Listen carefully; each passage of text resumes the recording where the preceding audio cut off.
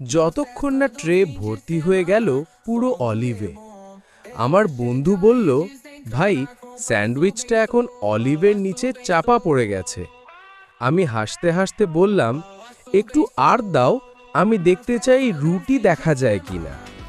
সে তখন গম্ভীর মুখে বলল, তুই কি স্যান্ডউইচ চাস নাকি সালাদ বাগান লাগাতে এসেছিস? পাশের ম্যানেজার সব শুনে এগিয়ে এলেন, মুখে সেই বিখ্যাত এইবার চাকরি গেল টাইপের চাহনি নিয়ে। বললেন, তুমি কি গ্রাহক না শাকসবজির মাফিয়া? তারপর আমার বন্ধুকে একপাশে ডেকে নিয়ে শান্তভাবে বললেন, পরের বার তোমার বন্ধুকে এলে স্যান্ডউইচ নয়, ডাস্টবিনে সার্ভ করো। আমি তখন চুপচাপ দোকান থেকে বের হয়ে ভাবছিলাম, বন্ধু দেখতে গিয়েছিলাম, শেষমেশ ওর চাকরিটাই শেষ করে দিলাম।